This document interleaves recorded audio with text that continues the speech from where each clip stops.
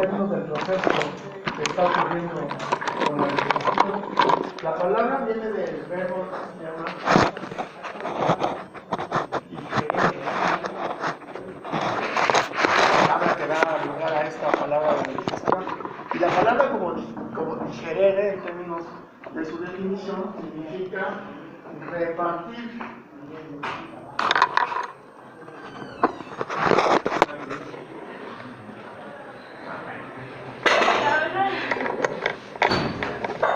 Digerere, la palabra digestión viene de la palabra digerere, y la palabra digerere significa repartir. Esta palabra solamente se utiliza para organismos heterótrofos, solamente para ellos. No aplica la palabra digestión para organismos autótrofos. ¿Por qué razón? Porque los autótrofos se nutren, los heterótrofos nos alimentamos. Entonces hay una diferencia importante entre lo que es la digestión y la nutrición, o dicho de otra manera, la alimentación y la digestión. ¿Cuál es la diferencia entre alimentación y nutrición?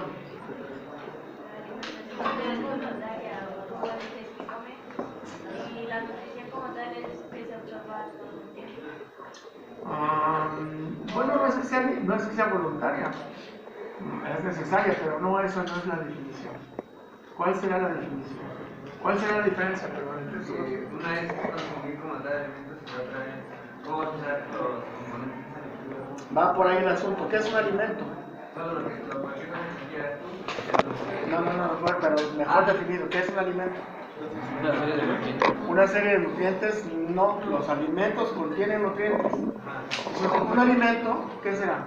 Compuesto una parte de algún punto, algo que puedas tú ponerle a la boca. Va por ahí el asunto. No. Un alimento es un vehículo, nada más. Es un vehículo que contiene, entre otras cosas, nutrimentos. Y eso nos da pie a la siguiente definición, entonces, ¿no? ¿Qué es la nutrición? Ya cuando se van de vehículos, todo pasa.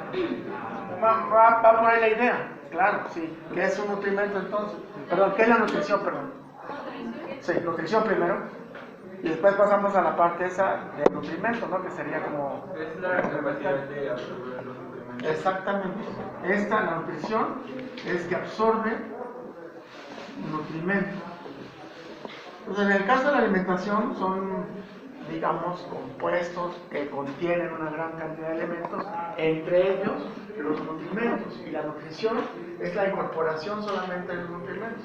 Esa es la diferencia entre alimentación y nutrición. Entonces, como nosotros nos alimentamos, entonces esos alimentos necesitan ser procesados de alguna manera para obtener los nutrimentos que nos permitan entonces llevar a cabo el proceso de absorción y repartir esos nutrimentos a lo largo de nuestro organismo. De tal manera que en eso consiste la definición de digestión. ¿Sí se dan cuenta? Entonces tenemos que agarrar moléculas complejas que están contenidas en los alimentos, procesarlas, que la palabra correcta sería hidrolizarlas, y después de que las hidrolizamos, obtenemos moléculas más sencillas que procesamos a través de diferentes mecanismos para incorporarlas a nuestro organismo y después de ahí repartirlas para que las utilicemos de manera celular, porque es ahí donde llevamos a cabo el proceso de nutrición. La nutrición solamente es un proceso, igual ustedes se acuerdan de esa condición, la nutrición es un proceso netamente celular, no es un proceso orgánico, no es un proceso sistémico. La nutrición solamente es un proceso celular, no ocurre en otro nivel, como la respiración. ¿Se han acordado de eso, no? La respiración solamente ocurre a nivel celular. La nutrición igual, solamente ocurre a nivel celular. Lo que hacemos nosotros es alimentarnos. Entonces tomamos el alimento, lo modificamos, lo hidrolizamos para repartirlo a lo largo de todo nuestro organismo, ¿no? Como un organismo heterótrofo. ¿no? Entonces tenemos esa definición. De tal manera que entonces, a partir de esa condición, podríamos observar varios procesos que ocurren en el proceso digestivo, ya como tal. De tal manera que yo he pensado que este proceso de digestión, digamos, lo podríamos ver también en dos grandes entes, que también parte de la definición, digamos, ¿no? Que no es la correcta, pero yo así también lo veo, como una digestión, una doble gestión en términos del tratamiento de los alimentos. ¿Por qué digo esto? Pues vean, lo primero que pasa, ¿no? Antes de que ingrese al intestino delgado, es un procesamiento de hidrólisis solamente, donde hacemos que las moléculas grandes pasen a ser moléculas más pequeñas y viene la segunda parte, la parte de la distribución o la replicación. ¿Qué ocurre en esa parte? Bueno, una vez que se absorbe, vean, se absorbe, se transporta, se procesa en los eventos metabólicos celulares, que es ahí donde se utiliza, al final de cuentas, donde llevamos a cabo o donde vemos el efecto de la digestión. Y la otra parte es, bueno, no se utilizó, lo que no se utilizó en el proceso digestivo, pues entonces tiene que ser eliminado a través de los procesos de excreción. Si se dan cuenta, para mí serían como dos procesos, pues. Una doble gestión. La primera, que consiste en la hidrólisis, para obtener de los alimentos los nutrimentos. Y una vez que tenemos los nutrimentos, los absorbemos y viene la segunda fase. ¿Cuál es la segunda fase? La incorporación a nivel celular y su utilización en procesos celulares, que esto le podemos denominar el metabolismo intermedio. De tal forma que lo que vamos a hacer nosotros durante este curso va a ser justamente revisar todo lo que le pasa al alimento para que entre al proceso de predigestión, su ingreso al estómago, su ingreso al intestino delgado, ¿no? Y todos los elementos que contribuyen para que se lleve a cabo el proceso de hidrólisis, es decir, de pasar de moléculas grandes a moléculas simples, y luego de eso, el metabolismo intermedio, que sería todo esto, ¿no? Y ahí tenemos varias influencias. De tal manera que entonces podríamos empezar a hacer como un pequeño diagrama de cómo ocurre cómo ocurre este proceso de digestión, ¿no? Es decir, el primer sitio donde tenemos que empezar a revisar el proceso de digestión sería a nivel de la boca.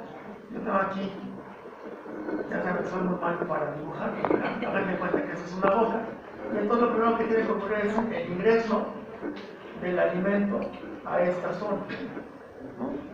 Y ya desde ahí, bueno, incluso desde antes, el proceso de digestión ya dio inicio o empieza a desarrollarse. ¿Por qué razón? Porque una vez que el alimento entra a la boca, y quizás un poquito antes, o vamos a verlo a continuación, pues empieza a haber la primera de las secreciones.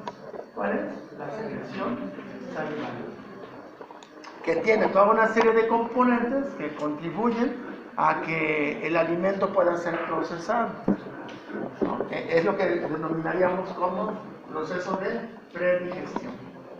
Después de eso, el alimento, de que ha sido preparado, el alimento entra a la siguiente cavidad, que sería el estómago, ¿no? Entonces el alimento ingresa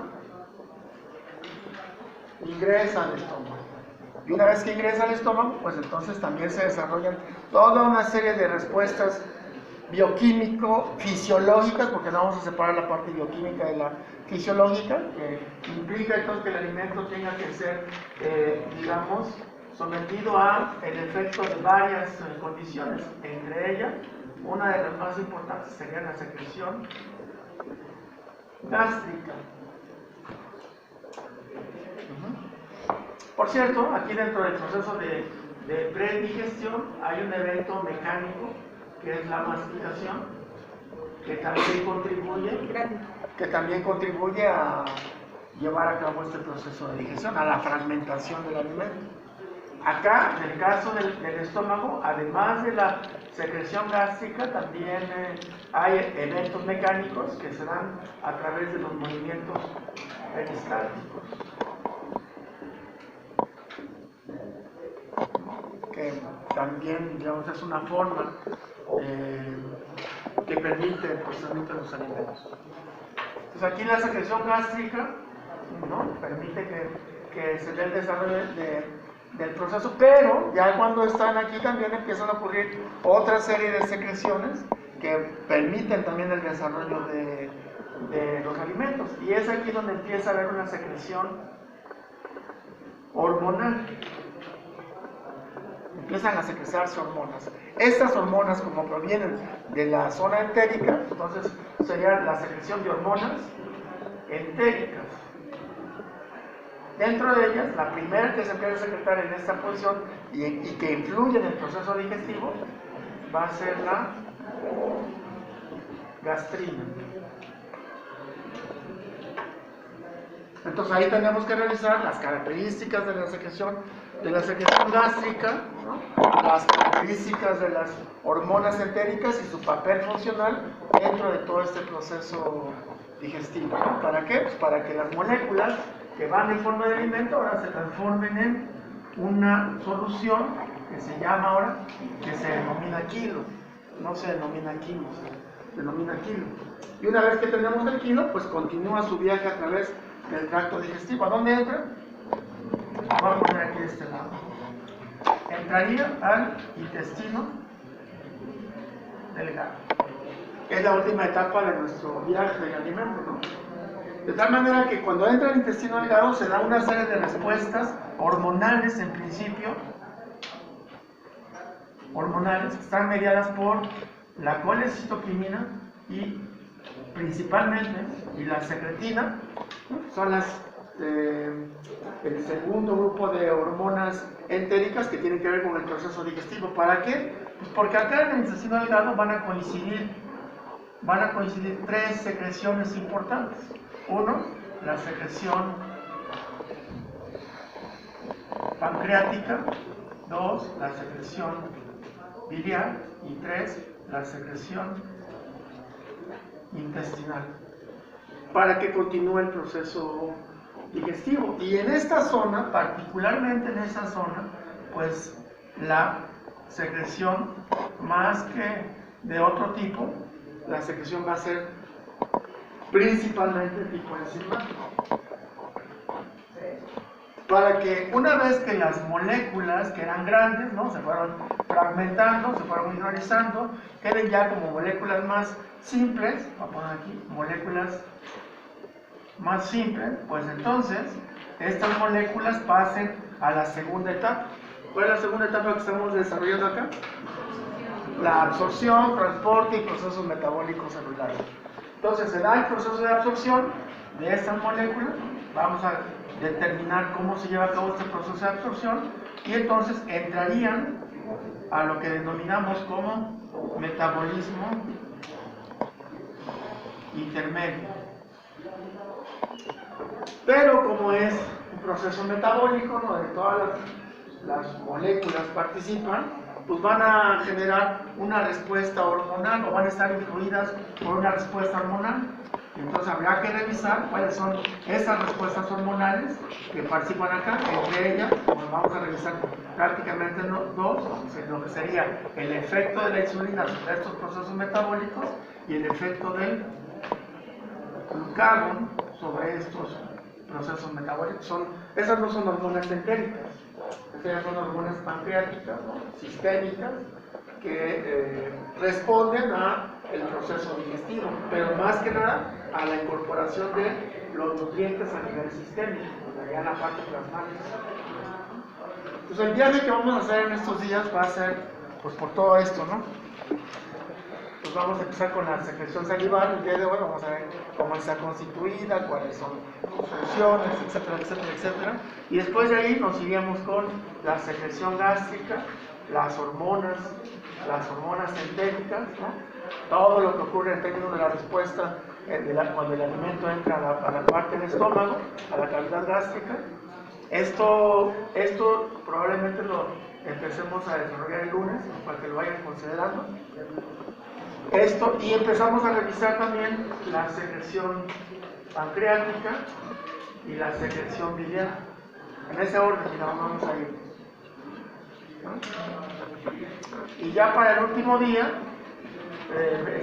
revisaríamos lo que es el proceso de absorción, bueno, secreción intestinal también, pero veríamos ya la parte de la absorción, de cómo se incorpora, el metabolismo intermedio, que nos llevará unas 3 horas más o menos, como tema, y finalmente, la última parte tiene que ver con la formación a nivel del intestino grueso de la materia fecal. Es la última parte que estamos poniendo aquí, que estamos planteando en ese esquema general.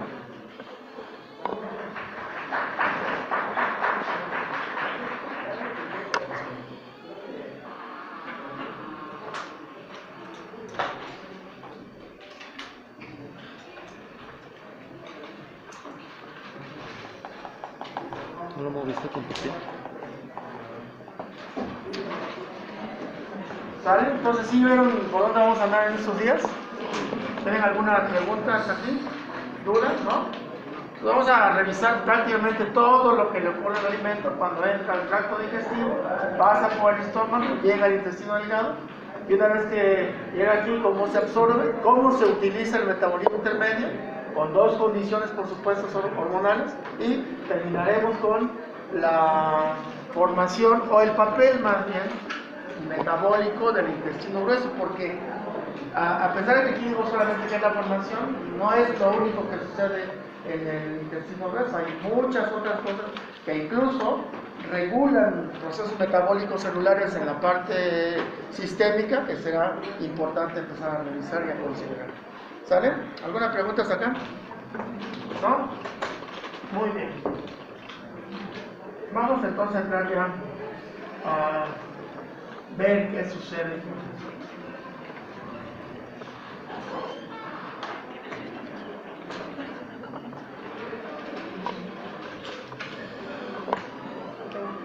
Cuando hablamos que la alimentación es un proceso de hidrólisis que permite la fragmentación de los alimentos, ¿qué idea se les queda a ustedes a partir de eso, Luis? Por ejemplo, que va a romper enlaces por hidrólisis, ¿no? Y por supuesto, para que se lleve a cabo ese rompimiento por hidrólisis de esas macromoléculas, pues hay varios mecanismos que podemos utilizar, aunque el principal de ellos va a ser el mecanismo enzimático. Entonces, la digestión, que consiste, como lo hemos estado revisando aquí, en un proceso complejo, ¿no? Pero trata al final de cuentas de que las macromoléculas se conviertan en moléculas más simples, o lo que podríamos llamar como monómeros. Los monómeros correspondientes de esas macromoléculas, que podríamos denominar también de manera genérica como polímeros. Entonces tenemos polímeros de carbohidratos, el almidón, el glucógeno, o también podríamos tener disacáridos. No son polímeros, son moléculas más complejas. Triacilglicéridos, no es un polímero como tal, pero tiene varios elementos ahí estructuralmente hablando, ¿no? O las proteínas, que también son polímeros de aminoácidos, o los ácidos nucleicos, que también son polímeros de nucleótidos. Entonces tenemos todo ese grupo, ese conjunto de moléculas son complejas y hay que transformarlas en moléculas más simples. Entonces podríamos poner aquí polímeros de carbohidratos, nos darían como resultado ¿qué? Glucosa, efectivamente. Glucosa, polímeros de líquidos, ¿qué nos darían? Ácidos grasos, claro, que serían ácidos grasos libres, ¿no? Los vamos a denominar como AGL, ácidos grasos libres. Si fueran polímeros de proteínas, claro, si fueran esos, entonces nos van a dar aminoácidos, y también podríamos denominarlos como aminoácidos libres, ¿no? Aminoácidos libres, así los vamos a simbolizar, ¿no? Y si fueran ácidos nucleicos, efectivamente, nucleótidos. No pasa lo mismo, por ejemplo, con otras moléculas que pueden estar siendo incorporadas a través de la alimentación, que son importantes para nuestro funcionamiento de manera adecuada. A esas no les tenemos que hacer nada. ¿A qué moléculas me estaré refiriendo, por ejemplo? Iones. O sea, aquí no le hacemos nada, pero ya los debemos tener como moléculas simples. Iones, ¿qué más? Vale, ya está ahí el sodio, el calcio, ya están ahí, los iones son los electrolitos. ¿Cuál? Vitaminas, por supuesto, vitaminas. ¿Qué otros elementos? Minerales. Bueno, están dentro de esta condición, pero quizás a lo que refieren serían como a los oligoelementos. Son moléculas iónicas que se requieren en muy bajas cantidades, como el zinc, el molibdeno, el cobalto, el selenio. Son moléculas iónicas, o sea, son estructuras iónicas también, pero que no los consideramos dentro de esta condición. Aquí estaríamos metiendo más bien al sodio, al calcio, al potasio, al cloro, los elementos que tenemos con mucho mayor concentración a nivel orgánico. Yo incluiría aquí al otro elemento que tampoco necesitamos modificar, sería el caso del agua. ¿La necesitamos en la alimentación? Sí, claro. Hay que incorporarla también, hay que modificarla, no, pero forma parte de lo que requerimos a través del proceso digestivo. Pues moléculas como los iones o los oligoelementos, moléculas como las vitaminas o el agua, en algunos casos de las vitaminas sí tiene que haber alguna transformación, que lo vamos a ver un poquito más adelante, son las excepciones. Regularmente no hay que hacerles nada y así se absorben fácilmente, ¿no? Pero en algunos casos hay un par de vitaminas ahí que sí necesitan modificarse para que puedan ser absorbidas y entonces puedan ser utilizadas, ¿no? Entonces, este proceso digestivo, ¿no? En principio nada más va a trabajar sobre las moléculas complejas para transformarlas en moléculas más simples. ¿A partir de qué mecanismos? ¿Cuáles son los mecanismos? ¿Cuáles son los mecanismos de la digestión? Claro, serían tres al menos, ¿no?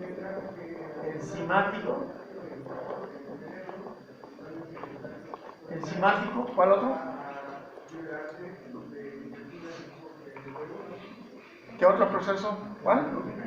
Mecánico, claro, mecánico. ¿Y cuál sería el otro? ¿Cuál? Las hormonas no harían una hidrólisis. Químico. Claro, el otro sería un proceso químico. Esos son los tres principales procesos por los cuales llevamos a cabo, o los mecanismos por los cuales llevamos a cabo el proceso de digestión. ¿No? El enzimático, el mecánico y el químico. ¿Cuál de estos es el más importante en términos del proceso de llevar a cabo hidrólisis de las moléculas? El enzimático, claro. Este es el principal mecanismo de hidrólisis. ¿Y cuál es la contribución de los otros dos mecanismos para llevar a cabo el proceso de digestión? ¿En qué contribuyen? Mándeme. ¿En el ambiente? No. ¿Para que puedan trabajar las enzimas? No. Por ejemplo, el mecánico tiene que ver con lo de la masticación. Claro, por supuesto. ¿Qué haces en la masticación? Fragmentas, ¿no? Mecánicamente fragmentas, divides. No hay una hidrólisis como tal, por eso no es tan importante, pero lo que sí haces es fragmentar el tamaño de la partícula para permitir que haya una mayor superficie de contacto con la actividad enzimática. Lo mismo va a pasar con la actividad química. Entonces, la digestión mecánica estaría dada básicamente por dos procesos, a ver si lo logran ver acá. Dos procesos. Uno sería el proceso de masticación, que logra una fragmentación del tamaño de la partícula, por lo tanto la superficie es mayor.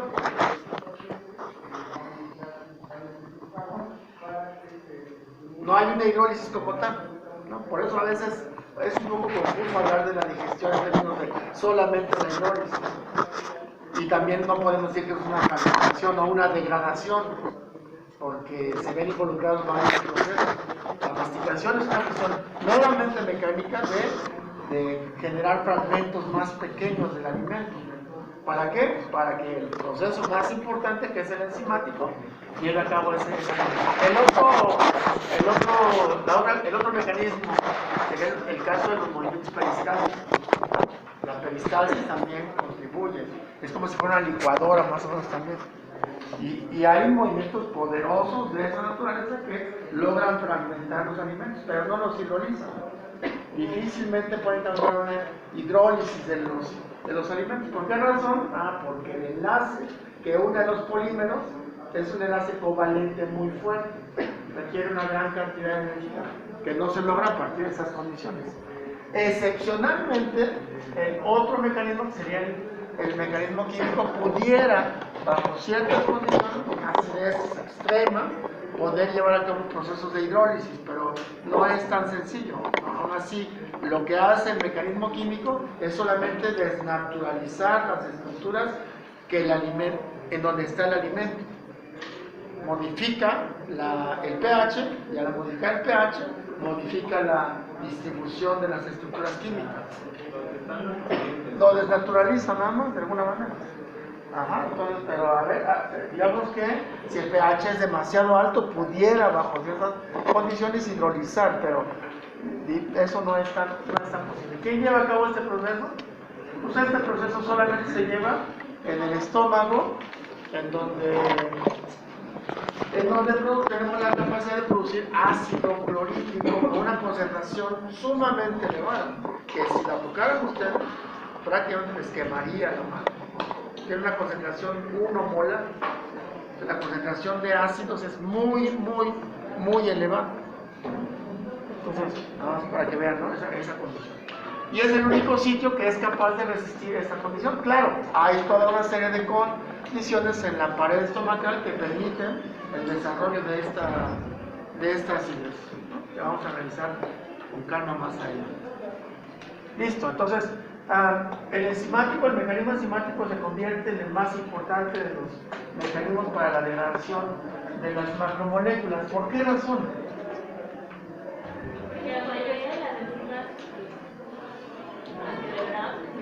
La mayoría de los alimentos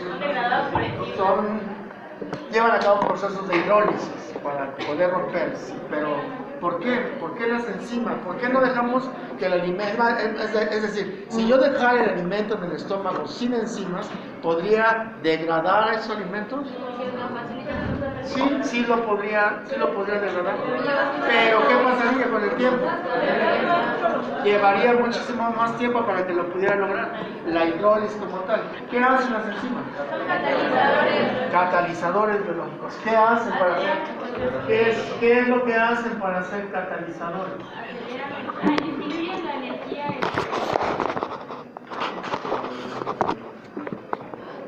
¿Disminuyen qué?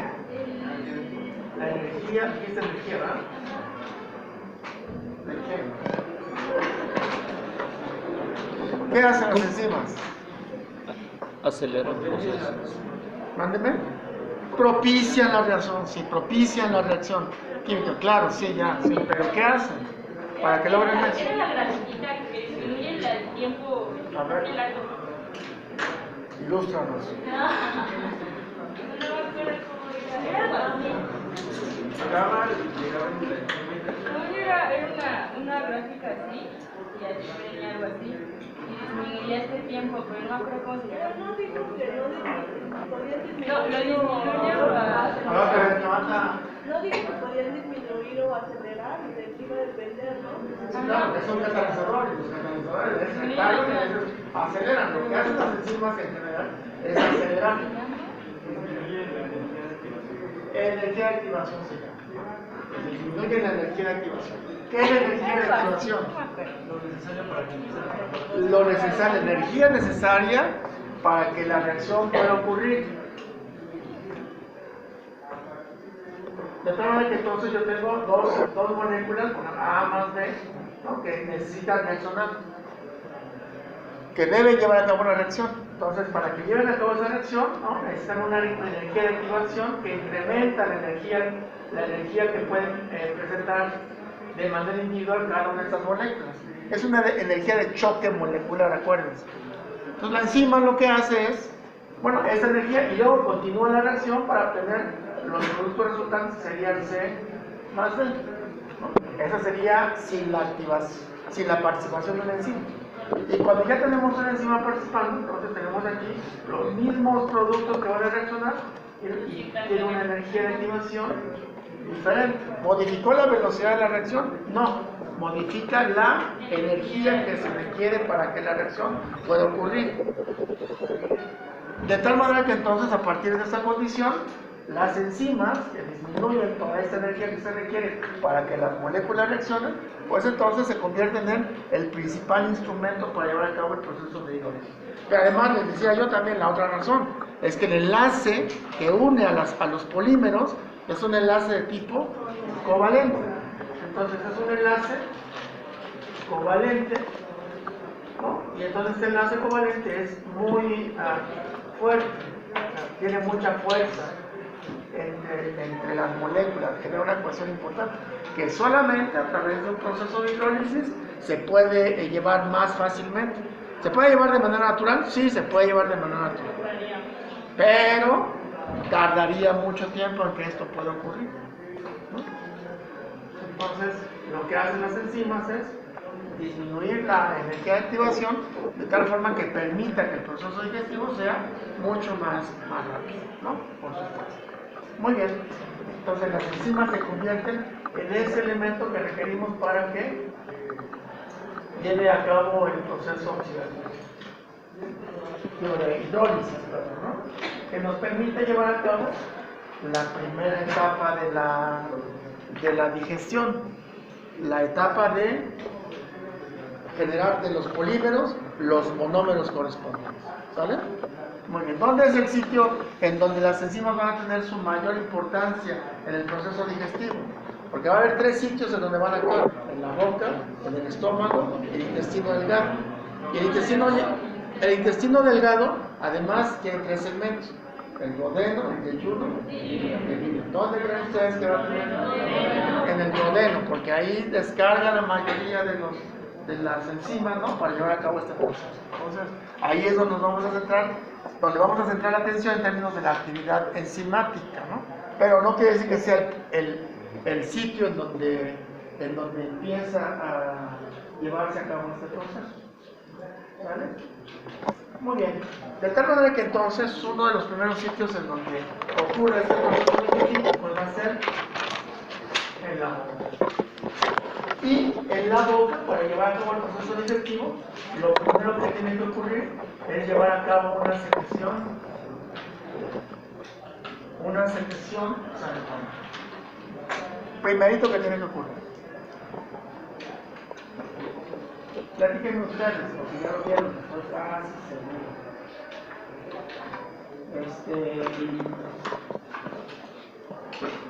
La primera pregunta que nos tendríamos que hacer aquí, o que entonces haría para, digamos, que traigan información ustedes, es ¿dónde se genera la saliva? ¿Cuáles? Entonces se introduce en el hígado. ¿Cuáles serían? Parótida, mandibular,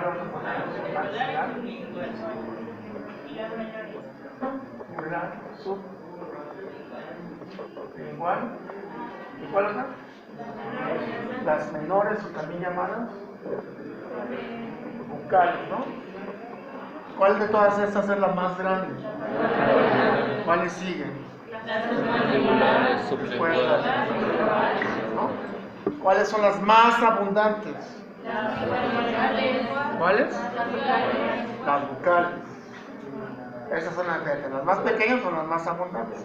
Sin embargo, en términos de la contribución a la formación de la saliva, tienen una diferencia importante. Ahora, en términos generales, la saliva tiene dos grandes componentes sólidos.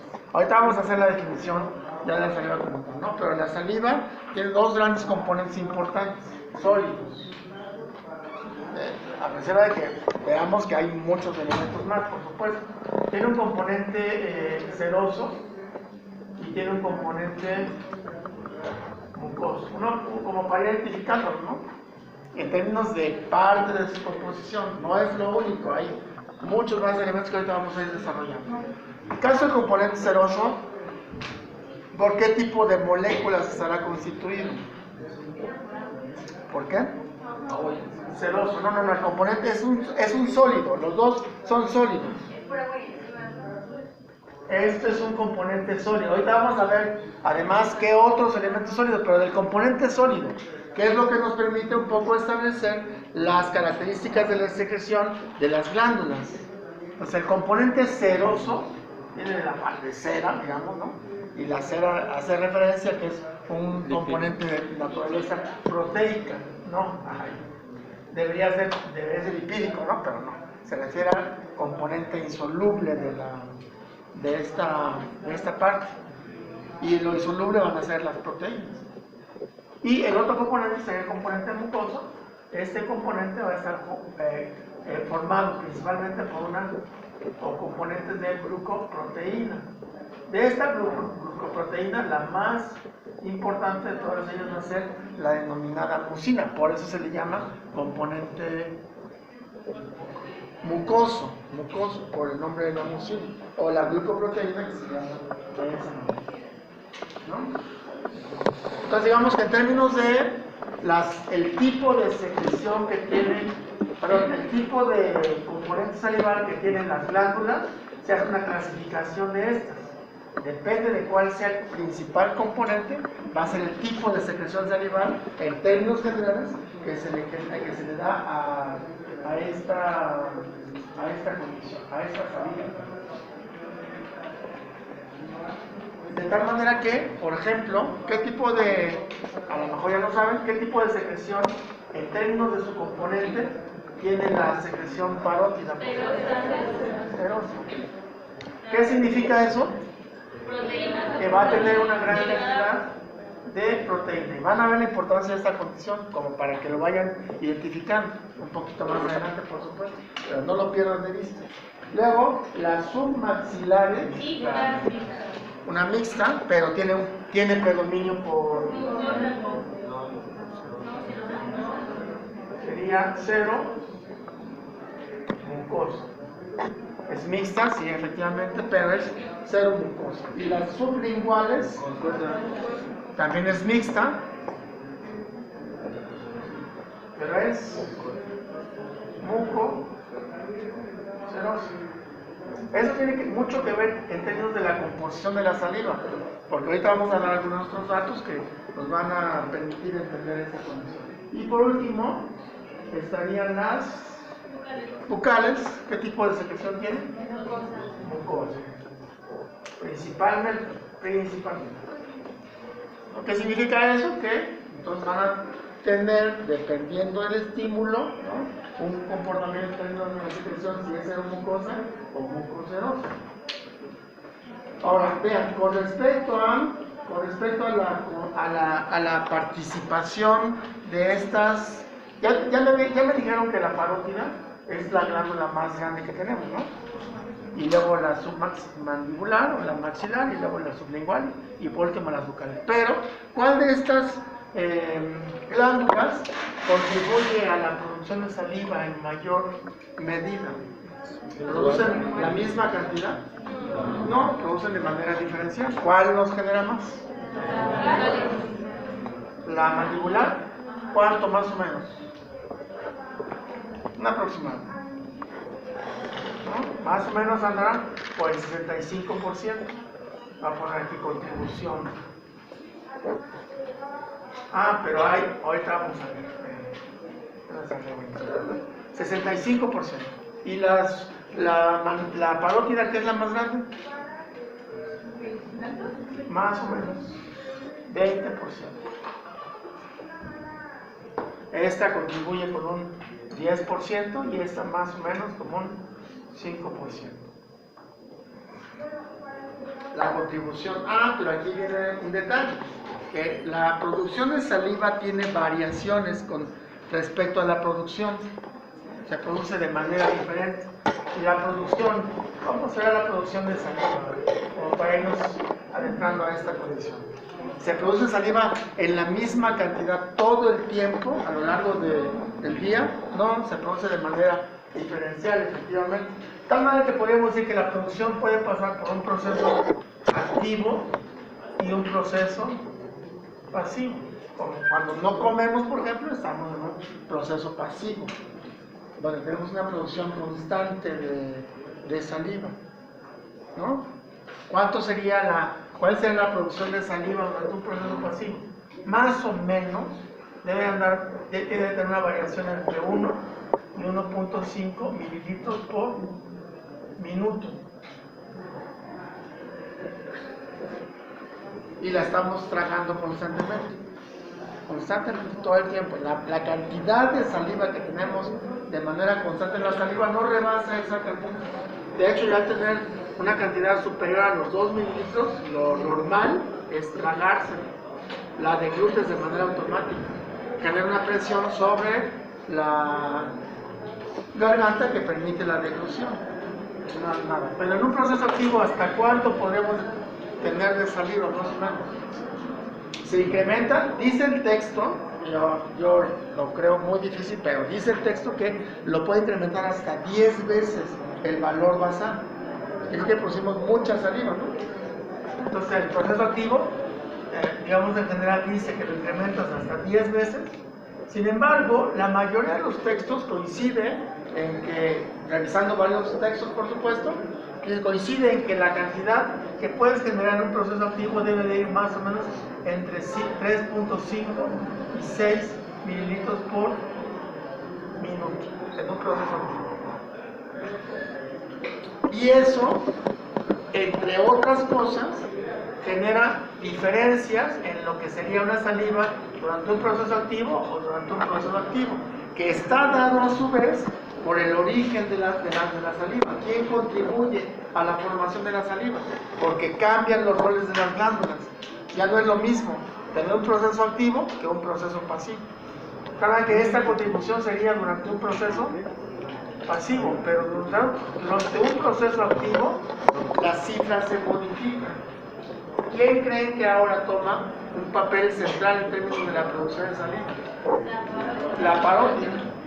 La parótida empieza a incrementar la producción de saliva. Hay porcentajes diversos con respecto a este valor, ¿no? Pero digamos que no rebasa, digamos, lo que puede producir la glándula submandibular o la maxilar. No lo rebasa, pero sí se incrementa de manera significativa. Quien más contribuye, podríamos decir que la parte de la glándula parótida, quien contribuye en menor medida sería la submandibular, y luego la sublingual incrementaría en menor medida. Ahora estamos hablando de cantidades ya significativamente diferentes, ¿no? Durante un proceso activo. Y en estas cantidades importantes, quien contribuye más va a ser la parte de la parótida. Pero también entran en juego otros factores, como por ejemplo el tipo de alimento, la consistencia del alimento.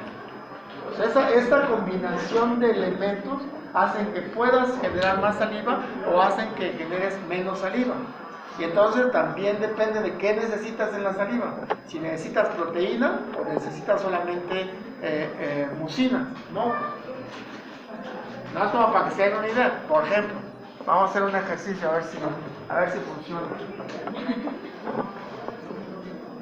Cierren los ojos, porque para que funcione eso tienen que pensar. Cierren sus ojos. Ciérrenlos, no hagan trampa, ciérrenlos. Piensen que se van a comer, escuchen, piensen que se van a comer una hoja de lechuga. Piensen que se van a comer una hoja de lechuga en este momento. Ok. ¿Ya lo pensaron? Ok, bien. Y concentren su atención en su boca, en la secreción de saliva. Ok, ya pasó. Ya pasó ese alimento, ahora van a pensar lo siguiente. Cierren sus ojos porque eso no funciona. Ahora van a pensar que se van a comer un pepino y al pepino le van a poner harto limón, y chile. Y se lo van a empezar a comer. Piensen en eso, piensen en eso. ¿Sale? ¿Sí les gustó eso? ¿Sintieron la diferencia entre la lechuga con respecto al pepino con chile y limón? Y lo pensaron nada más, ¿no? Lo pensaron y generaron una diferencia en términos de la secreción de saliva. ¿Por qué salivaron más con el alimento más sólido, que es el pepino, con ácido y con picante? Porque el alimento es más agresivo, va a agredir más a tu cavidad oral y necesitas proteger a tu cavidad oral en contra de ese alimento. No es lo mismo que la lechuga. La lechuga no va a agredir tu cavidad bucal, es un alimento noble, entonces no necesitas tanta saliva, ¿no? Y el tipo de saliva que generas es diferente a la saliva que generas con el pensamiento de un alimento muy ácido y agresivo. Todo eso tiene que ver con el tipo de saliva que se va a generar. Entonces, y además también, aparte de la consistencia del alimento, la naturaleza química del alimento, lo que se llaman propiedades reológicas de los alimentos. ¿A qué me refiero? Bueno, no es lo mismo consumir un alimento sólido hecho a base de carbohidratos que un alimento hecho a base de proteínas, por ejemplo. Con carbohidratos no necesito llevar a cabo un proceso digestivo importante, con proteínas sí. Todo eso cuenta a la hora de llevar a cabo un proceso de secreción. Y no solamente afecta esto, sino afecta también el proceso digestivo en su conjunto, que lo vamos a ver referido más adelante con algunos elementos gráficos, ¿vale? Bueno, entonces, durante un proceso activo cambia la producción de saliva, ¿no? Y cambia también el origen de la glándula que genera la saliva. Es mucho mayor la producción de saliva en la parótida, en la submandibular, y modifica la composición de la saliva también como tal, ¿no? De tal manera que al día, podríamos decir, en promedio, estaríamos produciendo en saliva entre 1 y 1.5 litros. Esto sería por día. Ya les di varios componentes, digamos, en términos de dónde viene la saliva y todo eso, ¿no? ¿Cómo podríamos definir entonces ahora la saliva? ¿Qué es la saliva? Por definición. Una solución, más bien sería una solución, ¿no? Es un solvente y tiene varios solutos. Ok, la solución. ¿Qué más? ¿Mándeme?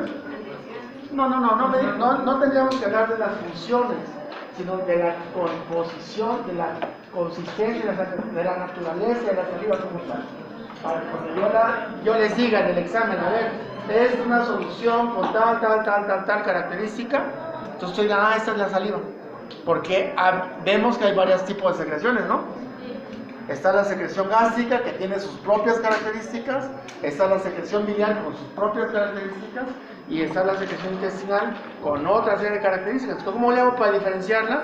La secreción salival del resto de las... Solución con un componente Bueno, tendríamos que mencionar el origen, el principio, ¿no? Glándulas salivales, una solución producida en glándulas salivales, transparente, solución. Si decimos solución, hay muchas posibilidades de solución. Puede ser una solución coloidal o puede ser una solución gaseosa, ¿no? Entonces tenemos que decir que es una solución, la saliva es una solución, una secreción líquida, transparente, incolora, ligeramente viscosa,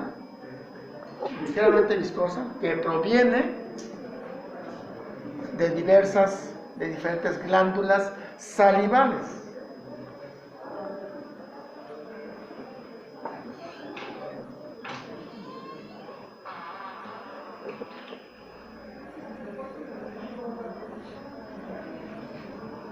¿No?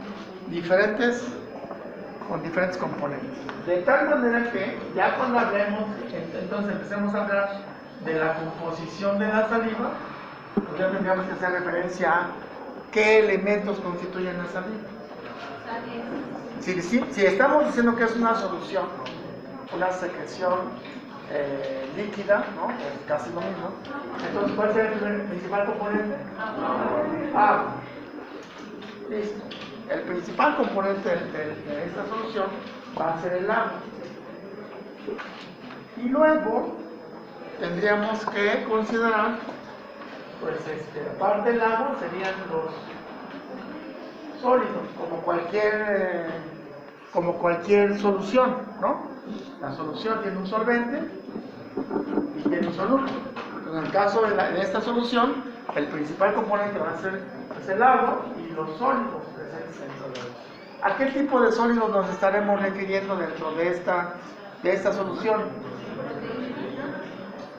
Pues sí, podríamos poner aquí primero vamos a poner a los más simples, ¿no? Está constituida por iones, tiene una gran cantidad, una variada composición iónica, ¿no?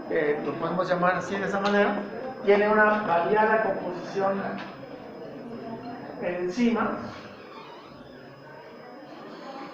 que ahorita tendríamos que ir definiendo un poco más, y tienen también una... sí, y entonces como no solamente tiene proteínas como soluto, sino una variada composición de macromoléculas, le vamos a poner aquí moléculas diversas. Y es que ahorita que revisemos esta parte, ¿no? Vamos a ver que son múltiples las moléculas que tenemos aquí, de diferente condición. No me refiero a proteínas de manera particular, sino gran número de moléculas que pueden estar incorporadas dentro de esta condición. Ahora, en términos de su contribución, nada más, ¿no? Bueno, no de esto, sino nada más de los sólidos y de la parte acuosa. Resulta ser que dentro de la parte de la producción, lo que estábamos definiendo un poco hace un ratito, ¿no? De que si es activa o es un proceso no activo, la composición de la saliva puede variar de manera importante. Por ejemplo, si estamos en un proceso pasivo o activo, la cantidad de agua presente se va a modificar de manera no tan dramática, pero sí es significativa en términos de la composición.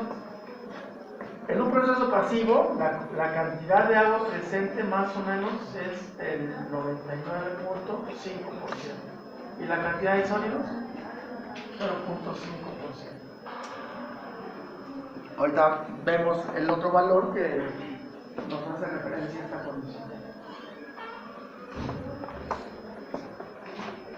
Perdón, aquí está mal. Sería eso, ¿no? Sólidos. 0.5%. Los sólidos son muy pocos. Y el principal sólido que se produce bajo esas circunstancias van a ser dentro del grupo de las moléculas diversas. ¿Cuál sería? Principalmente sería mucina, entre otras moléculas que ahorita revisaremos. Y durante un proceso activo, no es que se inviertan dramáticamente, pero sí se modifican. Esto sería aproximadamente el 94% y esto sería pues el 6% restante. Ustedes dicen, bueno, es muy poquita la diferencia en realidad, ¿no? Pero en términos de la producción de esos elementos sólidos, sí hay una actividad significativa, porque la mayoría de esos elementos sólidos ya no van a ser hechos a partir de mucina. ¿Cuáles van a ser los elementos más importantes? ¿Cuál es la glándula que en esos momentos genera la mayor producción? ¿Y qué produce la parótida? Serosa. Entonces, ¿cuál es el componente más importante que se incrementa? La parte de la proteína. Y particularmente, dentro de este grupo de proteínas, la que sobresale con mucho, pues va a ser la alfa-amilasa. Y ahorita veríamos cómo se da esa condición.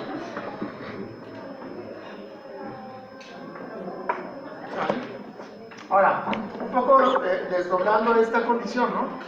¿Qué electrolitos podemos encontrar? Dentro de la secreción salivar? Los comunes. A ver, nada, un poco para que lo vayan pensando. el origen de la saliva es a través de un filtrado plasmático que se da en la glándula salival.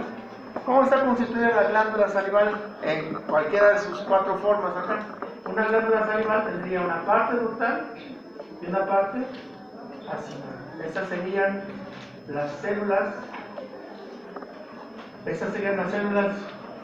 ductales y estas serían las células acinales. Hay una serie de condiciones ahí que permiten la diferenciación de estas células, pero podríamos ubicarlas en general de esta manera, ¿no? O sea, áreas ahí adicionales. Pero para efectos de la producción de saliva, lo que nos interesa, o lo que nos debe interesar, son estas 2 zonas, el área ductal y el área acinar. Y entonces, como les estoy mencionando, ¿para qué puse esto?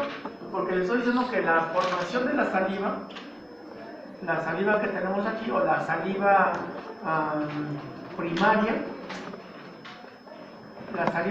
es resultado de un proceso de filtrado que se da entre la parte del plasma. Aquí tendríamos la parte del plasma, ¿no? Y esa es la parte acinar, a través del filtrado, más la contribución que desarrolla lo que se produce en la célula acinar como tal. ¿Se me explico? Pues la saliva primaria se genera a partir del filtrado más la contribución de la parte celular acinar. Y la saliva final, la que se genera acá en esta posición, es resultado de una serie de modificaciones que van a ocurrir en la parte ductal. Entonces, ¿qué electrolitos vamos a encontrar a partir de esa situación, de la primera parte, cuando decimos que es? ¿Era el resultado de qué? ¿La final? El resultado de la saliva final es el resultado del paso de esta saliva primaria a través de la zona ductal. Que ahorita vamos a verlo con un poquito más de detalle. La pregunta que yo les hacía aquí es, ¿cuáles son los sólidos que dentro del grupo de los electrolitos que podemos encontrar acá? Y por eso les platiqué esa condición. A partir de ahí ya pueden decir cuáles, ¿no? Por ejemplo, claro, por supuesto, sodio, ¿qué más? Potasio, ¿qué más? Cloro, ¿qué más? Digamos que esos son los electrolitos más importantes que a partir de la parte plasmática contribuyen a la formación de la saliva como tal. El sodio, el potasio, el cloro y el bicarbonato. No son los únicos, por supuesto, ¿no? ¿Qué otros elementos podríamos encontrar acá? Podríamos encontrar flúor, yodo, calcio, magnesio, manganeso, bromo, este componente se llama tiocianato,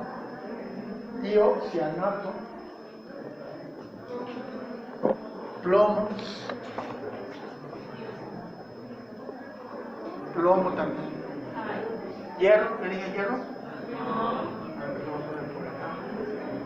Hierro. O sea, prácticamente todos los electrolitos que tenemos en la parte plasmática los podríamos encontrar en este espacio. Ya puse calcio, ya no. Y todos ellos, digamos que no están de gratis dentro de la saliva, cumplen con funciones diferentes dentro de la saliva, que ahorita vamos a ir desarrollando. Particularmente sería el caso del cloro, del bicarbonato, del calcio, del flúor, yodo, el tiocianato, el bromo, el hierro, ¿no? Todos tienen ahí algo que hacer dentro de la saliva, no están de gratis. Ahorita con calma vamos a ir revisando.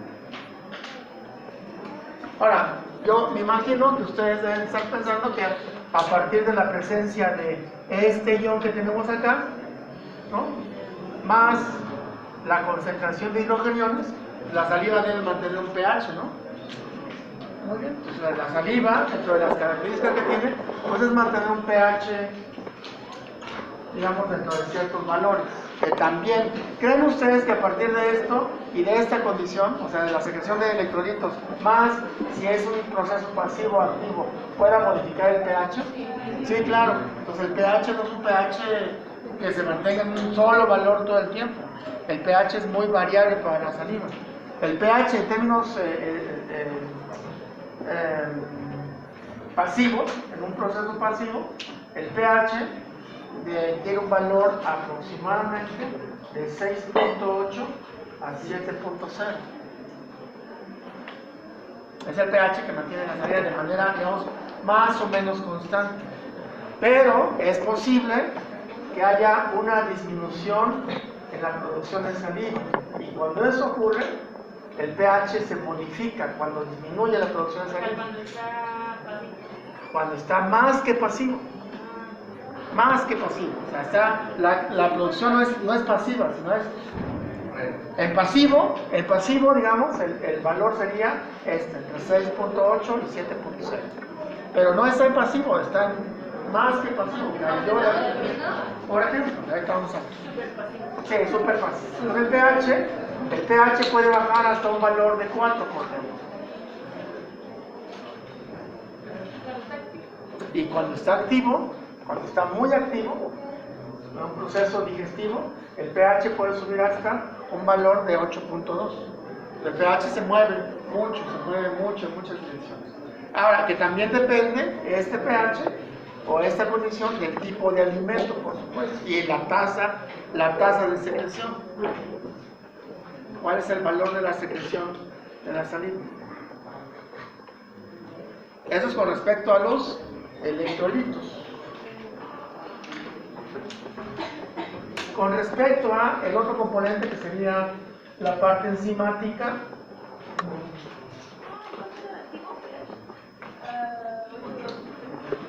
con respecto a la parte enzimática, ¿qué enzimas podemos encontrar en la secreción salival? La más importante sería la enzima alfa amilasa. ¿No más? Lipasa.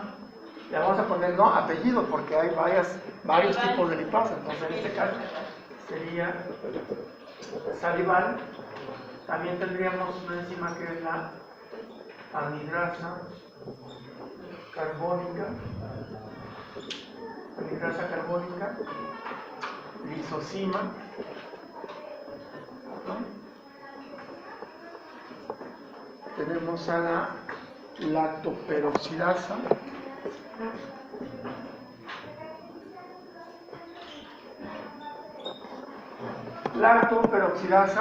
¿no? Entre el grupo de enzimas, en realidad, si pusieran listado de enzimas de la saliva, tendría que poner alrededor de unas 30 enzimas diferentes. Estas son las más importantes, las que tienen una función importante dentro de la saliva, que la vamos a revisar. Una de ellas la vamos a revisar en mucho detalle, la otra la vamos a mencionar aquí de manera rápida. La lactoperoxidasa, lisosima. Dice bien claro, ¿no? Bueno, yo creo que también diría que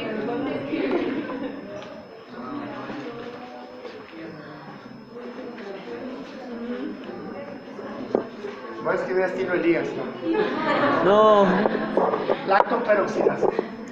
Bueno, ¿qué hacen cada una vez? Excepto esta la vamos a dejar para desglosar mucho mejor su efecto catalítico. No, pero ¿qué hacen estas? Esta nada. Ya, rápido. ¿Por qué nada? Porque para que la lipasa pueda actuar sobre sus sustratos, son los lípidos, los lípidos deben estar solubilizados. Y en la saliva, los lípidos no pueden estar solubilizados. Entonces, no puede actuar, por eso es almacenado.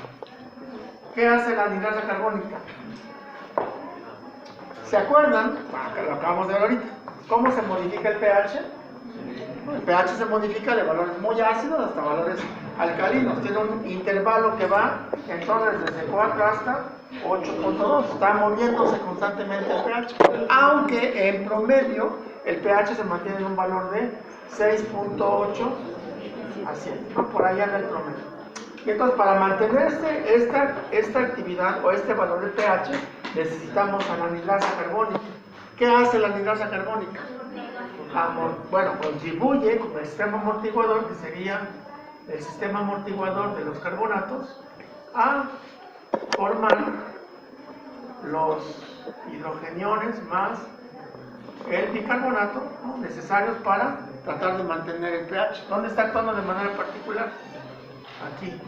Aquí es donde tendríamos el efecto de la anidrasa carbónica, la conversión del agua más el CO2 en el ácido carbónico, ¿no? Y esta es una reacción, digamos, hasta cierto punto espontánea, no necesita una enzima para que pueda ocurrir. La reacción clave de todo el sistema de carbonatos está en la enzima que lleva a cabo esa formación, ¿no? Que puede ir en ambos sentidos. De tal manera que si está ácido o básico, pues entonces la enzima va a tratar de amortiguar el valor para mantener constantemente el valor de 6.8 o 7. Ese es el papel de la anidrasa carbónica. No solamente la segunda, la disociación del ácido carbónico en bicarbonato y hidrogeniones. Y ojo con eso, porque esa reacción pues es una reacción que vamos a utilizar ahorita de manera común también. Porque más adelantito, cuando veamos la secreción ácida, ¿no?, tenemos que recurrir a esta reacción. ¿Sale? Muy bien. ¿Qué hace la lisozima? ¿Qué hace la lisozima? Es una enzima que tiene actividad antibactericida. Actúa particularmente sobre la pared bacteriana. Entonces, es una enzima que nos contribuye para mantener digamos, regulada y controlada la población bacteriana. ¿Qué parte ataca ¿cómo se llama? Sí. ¿Diario? ¿Qué parte ataca? ¿No? De la bacteria. La pared de péptido. Pongan atención, por favor. La pared bacteriana. Entonces, lo que hace la pared bacteriana, que está formada por un péptido glucano, una molécula peptídica con carbohidratos ahí que mantienen la integridad. Entonces, pues, sobre eso va la lisozima, particularmente. Entonces, mantiene controlada la población bacteriana. Es un mecanismo de defensa enzimático que tenemos a nivel de la boca. Y luego la última será la lactoperoxidasa. Lactoperoxidasa. ¿A qué le suena eso? Que viene de la leche, ¿no? Viene de la leche. Lactoperoxidasa y luego peroxidasa. Entonces, atacan los radicales libres que se llegan a formar en la boca. Entonces, neutraliza radicales libres a nivel de la boca. ¿Sale? Muy bien. ¿Qué son radicales? ¿Perdón? ¿Cómo qué radicales libres? Como el superóxido, por ejemplo, o el peróxido de hidrógeno. ¿Qué radicales libres podemos tener aquí? Pues sería el peróxido de hidrógeno o incluso la molécula esta que se llama superóxido. Entonces, estas moléculas, esta lactoperoxidasa, lo que hace es neutralizar radicales libres para evitar el efecto. Estas moléculas, o cualquiera de estas dos, para neutralizarlas necesitamos convertirlas en moléculas de agua, que son moléculas estables. Las otras son moléculas muy inestables, muy reactivas. Entonces pueden causar daño a nivel de la cavidad oral. Para evitar esto, tenemos ese mecanismo de neutralización. ¿Vale? Muy bien, ¿qué otras moléculas vamos a tener en la parte sólida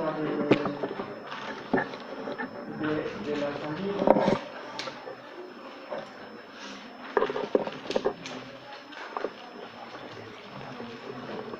¿Qué otras moléculas vamos a tener en la amígdalas?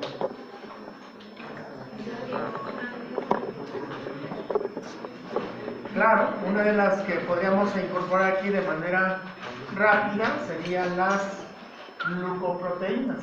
¿Cuál sería esa? La más importante de todas ellas la mucina. Entonces tenemos aquí moléculas diversas. ¿Cuáles serían?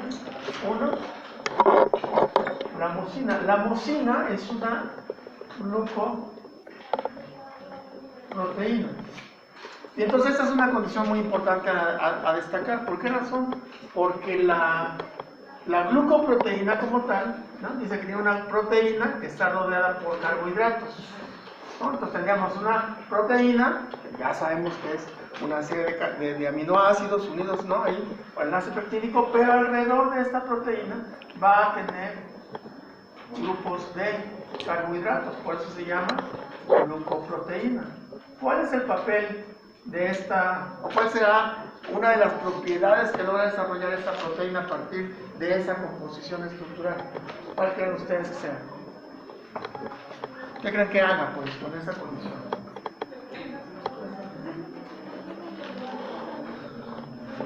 ¿Cuál fue su pregunta? ¿Qué será lo que haga con esa condición? ¿Perdón? Dar el ambiente para los... Para que, bueno, miren, se están agregando carbohidratos, ¿no? Y digamos que dentro de las características de los carbohidratos es que son moléculas polares, ¿cierto? Y si son moléculas polares, serán capaces de atraer agua. Entonces son moléculas que atraen a partir de esta condición moléculas de agua. O sea, son moléculas que se hidratan tanto que generan una condición de moco, una solución coloidal, digamos, tipo coloidal, a partir de esta característica, que es la proteína rodeada de carbohidratos, que es capaz de absorber grandes cantidades de agua, entonces forma una cubierta mucosa, mucoide, moco, y eso es bien importante, porque entonces a partir de ello genera una gran cantidad de funciones dentro de la cavidad oral, por supuesto, y no es el único sitio donde se va a producir, se produce a lo largo del tracto digestivo con la misma función, que atraer agua para formar esa capa mucosa que se genera en la superficie epitelial. Esta proteína, digamos que es sumamente importante a partir de esa condición. Y digamos que además de esa mucina, vamos a tener otro conjunto, un número muy variado de moléculas con diferentes características. Vean, un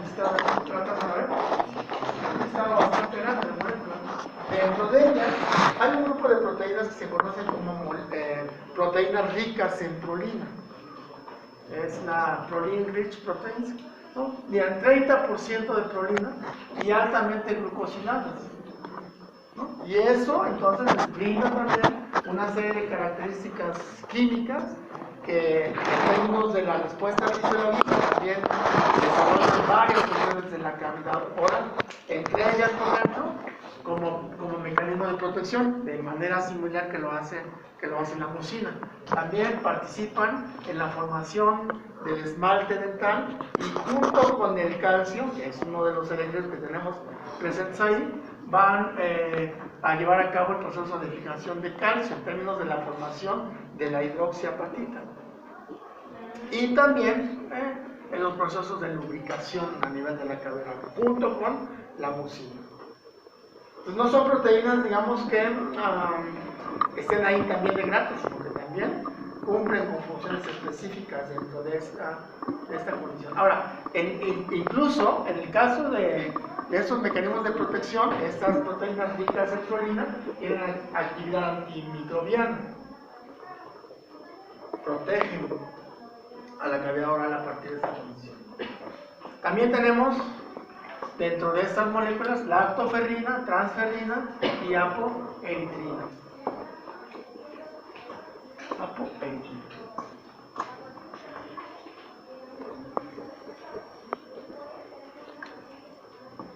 ¿Voy muy rápido?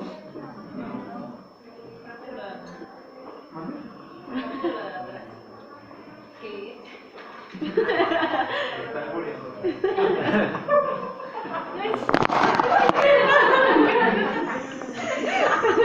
No te quería capaz de eso.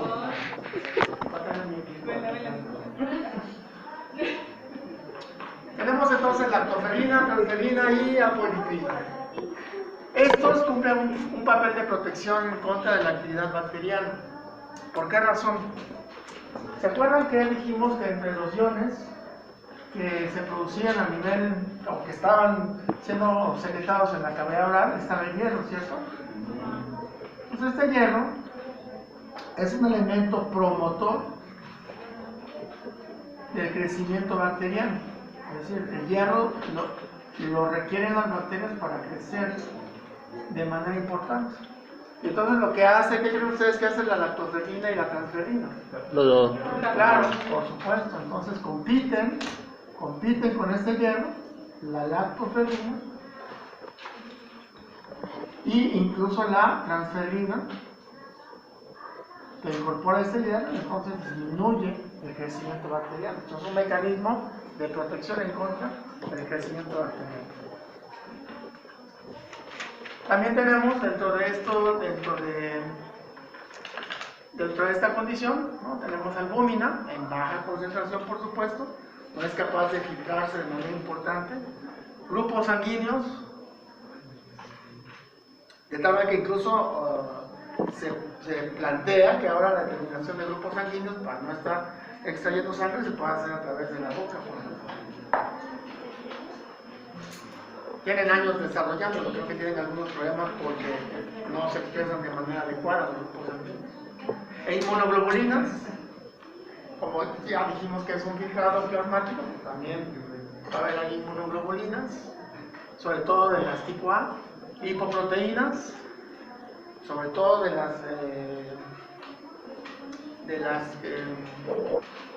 baja densidad, bueno, que no son moléculas muy grandes.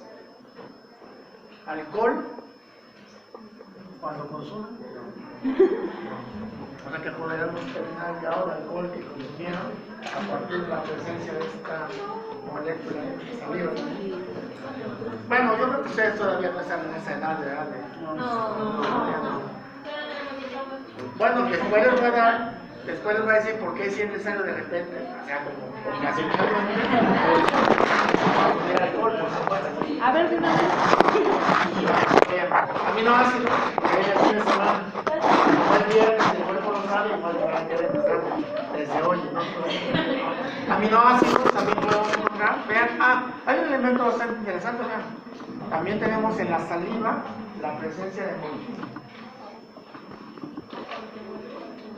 Y eso es bien interesante, porque una de las primeras cosas que hacen los perros, que tienen una producción de saliva también igual que la nuestra, cuando tienen una herida, ¿qué creen que hacen? ¿Por qué creen que la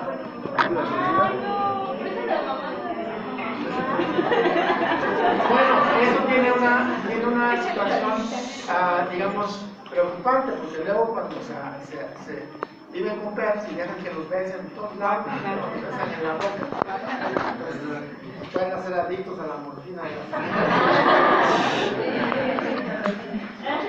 ¿Qué más tiene aparte de la morfina? Bueno, eso puede explicar ese comportamiento, ¿no? Incluso nosotros a veces mismos, ¿no? Cuando te raspas ahí de repente, ¿no? Échale saliva, un salivazo. Mejor que el alcohol. Y eso se explica por esta condición. Ahora fíjense, si lo combinan con alcohol y luego morfina, ya está. ¿Qué más tenemos en la saliva de estos sólidos? Tenemos morfina también, urea, que este es un estabilizador de la humectación de la boca. Que debe mantenerse ahí la urea para mantener la humectación de la boca. Amoníaco, lactato, vitaminas y los otros, parte de los compuestos que podemos presentar a través de la saliva. Por eso decíamos, cuando ya tenemos un proceso activo de producción de saliva, vamos a tener una gran cantidad de moléculas que modifican de manera importante esta condición. Ahora, de todas estas moléculas, ¿no? Quizás las proteínas ricas en prolina, uno, y el otro grupo de proteínas serían las enzimas, son las que tienen la mayor importancia en términos del proceso de secreción salival. Incluso ya está descrito en donde se genera ¿Quién genera esos compuestos blancos?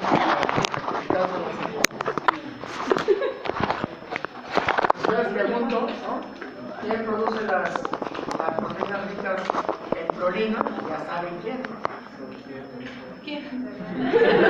Están las parótidas, maxilar, igual están las siglas correspondientes ahí. ¿Quién saben? Todas esas nos dicen que glándulas, las proteínas ricas en prolina, es de tipo acenal y están presentes en la parótida y la submaxilar.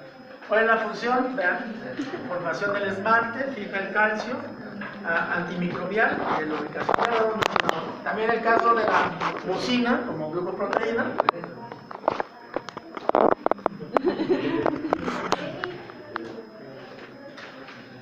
Tiene una función de lubricación antimicrobial y protectora. Las enzimas, vean dónde se está produciendo la alfa-amilasa. Principalmente, ¿en dónde? En la parótida, en la fracción sedosa de la parótida. Ahorita van a ver lo importante de esto, ¿no? La lipasa, que no tiene actividad, en la sublingual, la ribonucleasa, en la parte ductal, o maxilar. La calicreína, que es una enzima bastante interesante. ¿Por qué razón? ¿Qué hace la calicreína?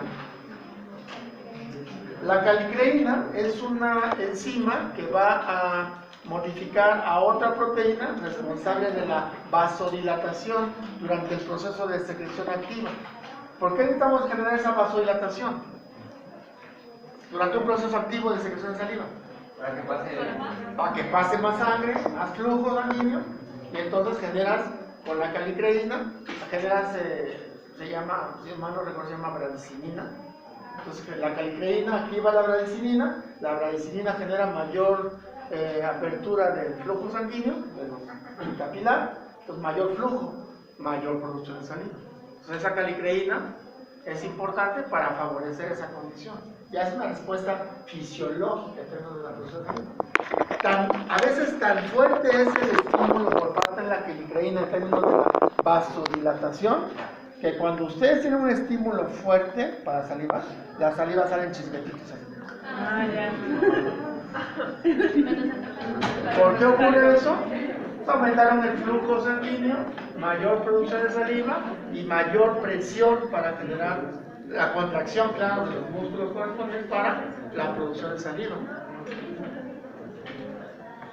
Entonces, ese es el origen de algunos de los sólidos que tenemos en la saliva. Todas las glándulas contribuyen con algunos de estos componentes para la formación.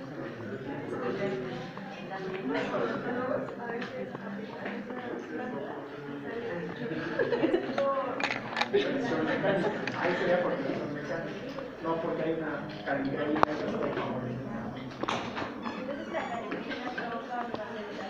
Sí. Bueno, la calicreína no. La calicreína activa la proteína que se llama, por si es bradicinina o no.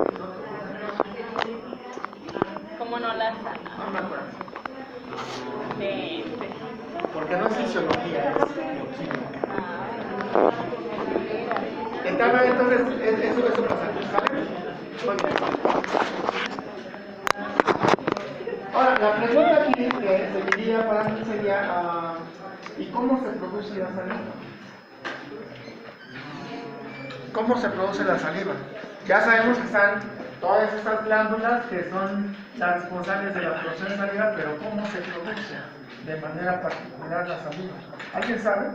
Ahora, vean, acuérdense que tenemos dos maneras de producir saliva, una producción pasiva y una producción activa, ¿no? Que va a cambiar dependiendo de las